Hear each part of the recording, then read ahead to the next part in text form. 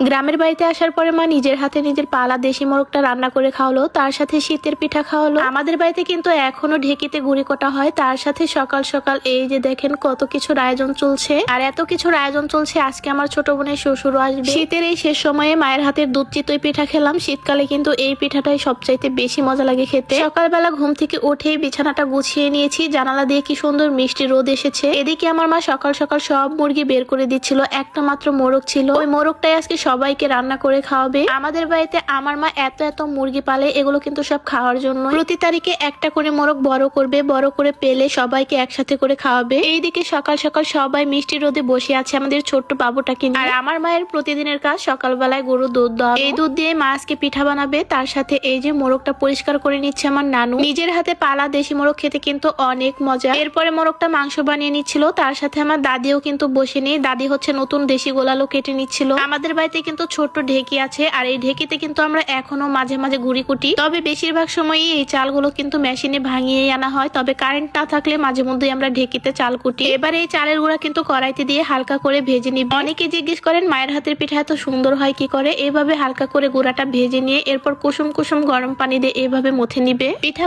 বাসায় পিঠা বানানোর জন্য এখানে দুধ গুড় সবকিছু রেডি করা হচ্ছে। তার সাথে মোরগের মাংস বানানো শেষ। প্রথমে লবণ দিয়ে দিয়েছে, এখানে পেঁয়াজ, হলুদ গুঁড়ো, মরিচ গুঁড়ো, ধনিয়া গুঁড়ো সবকিছুই পরিমাপ মতো আমার নানু এখানে দিয়ে দিচ্ছে। আমাদের বাড়িতে কিন্তু বেশিরভাগ সময় এইভাবে হাতে মাখিয়ে মাংসটা রান্না করা হয়। হাতে মাখিয়ে রান্না করলে কিন্তু খেতে বেশি মজা লাগে। আমার মা এখানে পিঠা বানানোর জন্য গোলাটা রেডি করে নিয়েছে, আরেকদিকে হচ্ছে মাংসটা আগে রান্না করে নিবে। কড়াইতে তেল দিয়ে পেঁয়াজ দিয়ে সব ধরনের মশলা দিয়ে কিছুক্ষণ ভেজে নিয়ে এর মধ্যে মাংসটা দিয়ে দিল।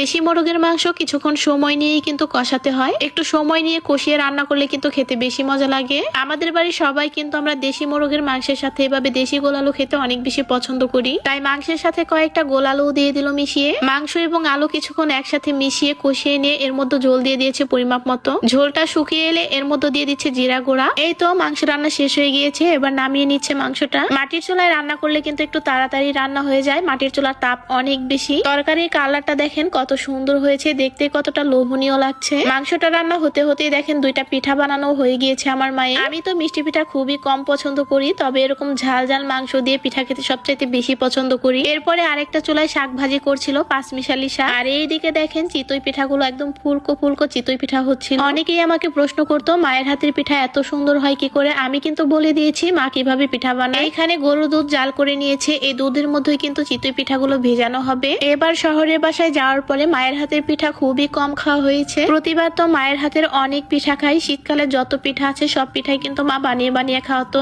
এই যে দেখেন পিঠাগুলো কত সুন্দর হয়েছে। এবার আমি ঝাল